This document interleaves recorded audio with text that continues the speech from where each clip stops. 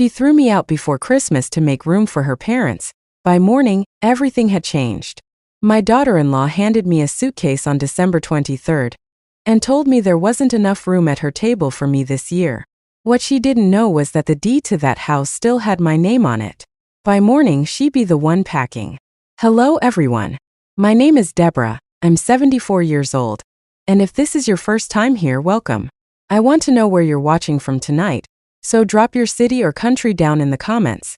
I read every single one of them, and it means the world to an old woman like me to know how far these stories travel. And if you haven't already, hit that like button and subscribe because I've got a lot more of these tales to tell, and I don't want you missing a single one. Now pull up a chair, pour yourself something warm, and let me tell you what happened to me 3 days before Christmas.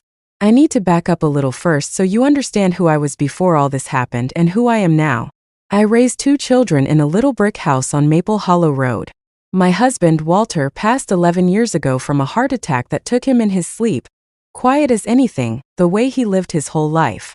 After he died, I sold that house. Too many empty rooms, too many echoes, and I used the money to buy a smaller place, a 2-story colonial with a wraparound porch, out on the edge of town near my son Daniel and his wife Kimberly. I bought it outright. No mortgage. My name and my name alone on every single piece of paper. Here's the thing you need to understand about that house. I never lived in it full time.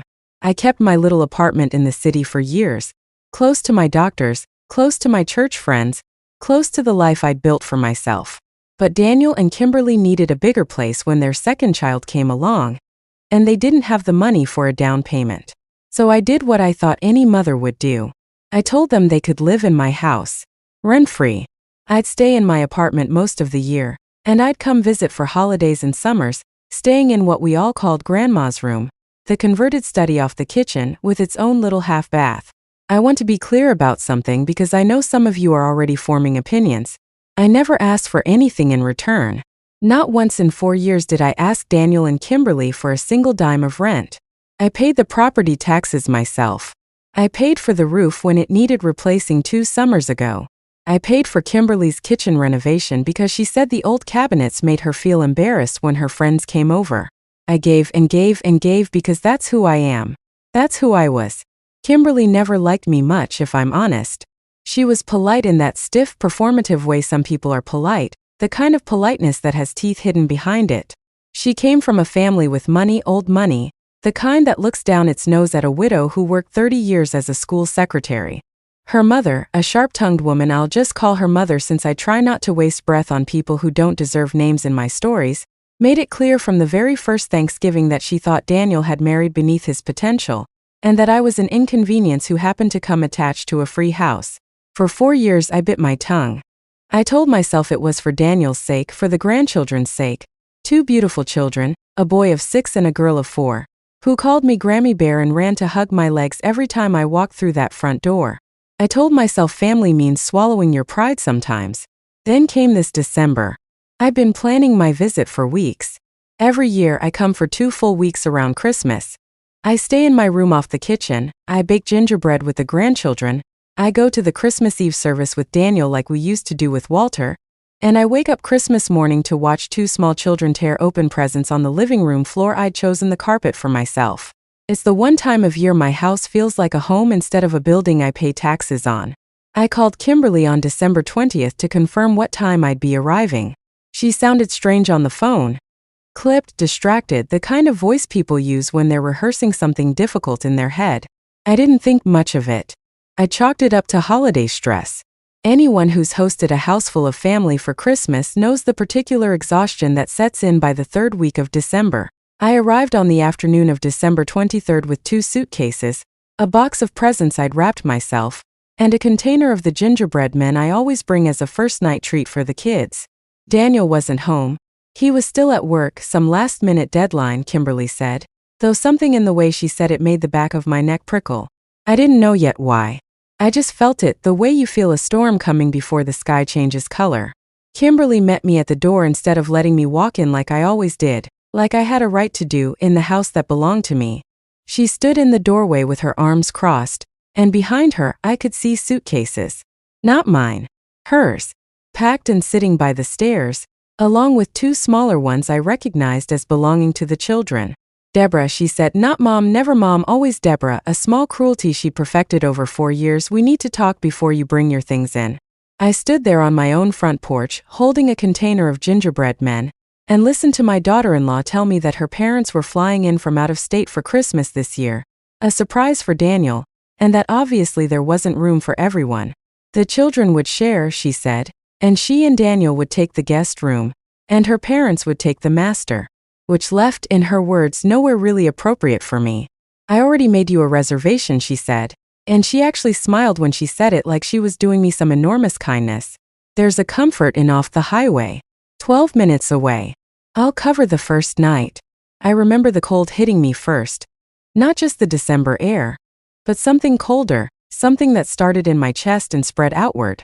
I asked her quite calmly, I thought, whether Daniel knew about this plan.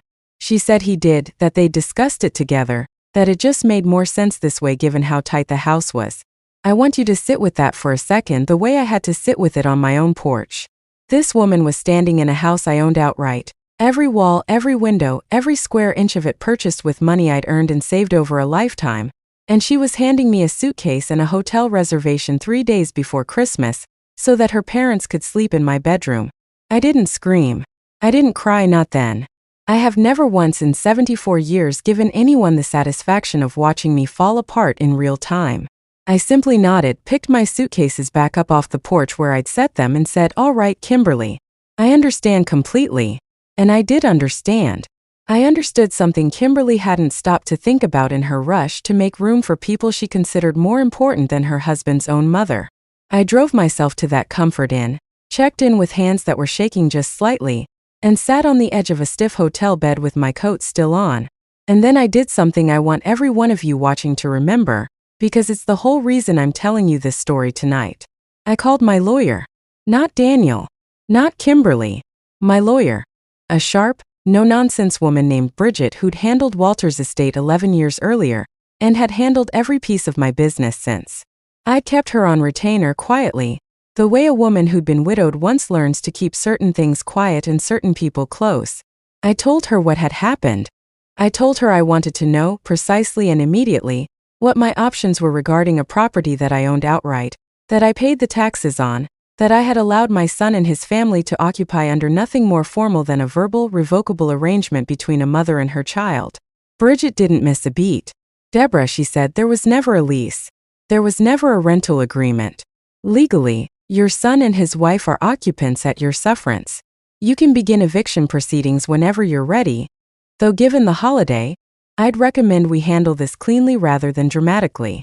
I sat in that hotel room and I thought about 4 years of unpaid rent I never asked for. I thought about a new roof and new cabinets and property taxes I'd paid without complaint. I thought about a woman who couldn't manage to say the word mom but had no trouble putting my suitcases by the door so her parents could have my bedroom. And I thought about something else too, something Bridget reminded me of that night that I'd honestly half forgotten in the business of daily life. 11 months earlier, sitting in her office updating some paperwork after a minor health scare, I'd signed an updated will. In that will, I'd left the house to Daniel outright, no conditions, because he was my son and I loved him and I trusted that he'd take care of his family in it long after I was gone. I asked Bridget, sitting on that hotel bed with my coat still buttoned, whether that will could be changed. Tonight if you want, she said. But Deborah, sleep on it first. Big decisions shouldn't be made from a hotel room at 10 o'clock at night. I didn't sleep much, but I did wait until morning the way she suggested because even heartbroken, even furious, I wanted to be sure. I wanted my next move to come from clarity, not just pain. Christmas Eve morning I called Daniel. He answered sounding sheepish, and when I asked him directly whether he'd agreed to have his own mother sent to a hotel so his in-laws could sleep in her bedroom, there was a long silence before he admitted quietly that Kimberly had told him it was already handled, that I'd been fine with it, that I'd said I understood. He hadn't asked me himself. He hadn't called to check. He'd simply trusted his wife's version of events and let his mother sit alone in a comfort inn on the one holiday of the year that mattered most to her. I told him calmly that I needed him and Kimberly to meet me at the house at 10 that morning. I didn't tell him why. I simply said it was important, and that her parents were welcome to be present too, since apparently they were already comfortable making themselves at home there. At 10 o'clock, I walked back through my own front door for the first time in almost 24 hours. Kimberly's parents were in the kitchen, drinking coffee out of mugs I'd bought, sitting at a table I'd paid to have refinished. Kimberly stood by the counter looking politely irritated, as though my arrival were an inconvenience to her schedule.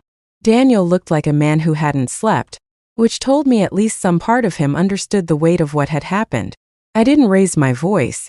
I want you to understand that because so many of these stories you hear online end in shouting matches, slam doors, dramatic scenes. That's not who I am, and honestly, it's not how the women of my generation were taught to fight. We fight quieter.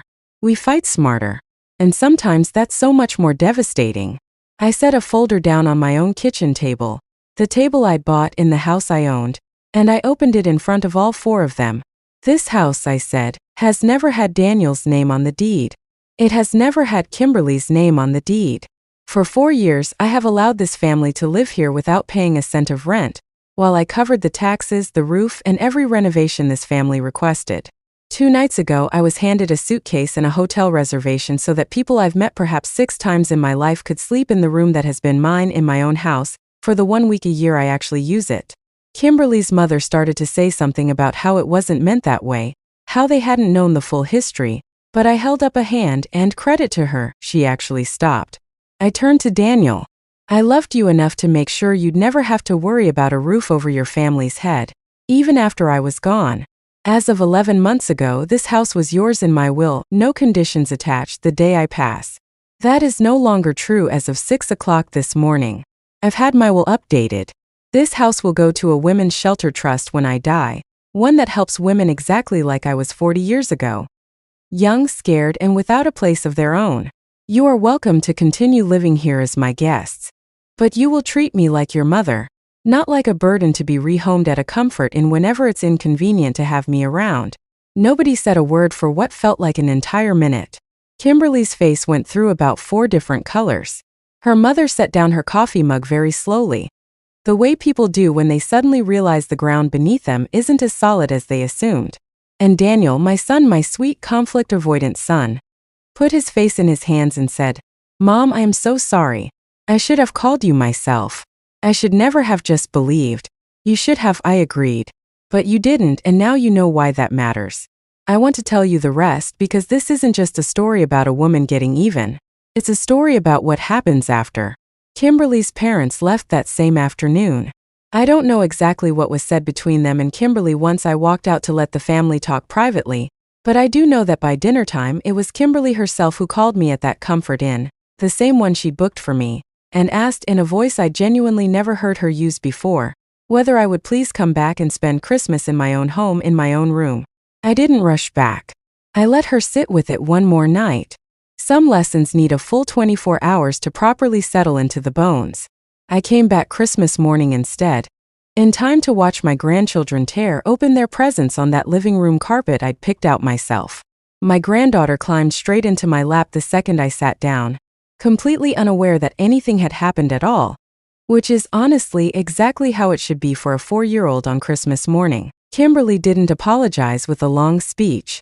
That's not who she is, and I've learned not to expect grand gestures from people who aren't built for them. But she made my coffee the way I like it that morning unprompted, and she actually asked me out loud in front of everyone whether I'd like to say the blessing before we ate, a job that had always gone to her mother in years past. I'm not going to pretend everything healed instantly because that's not honest, and I promised myself a long time ago that I'd tell these stories honestly or not tell them at all.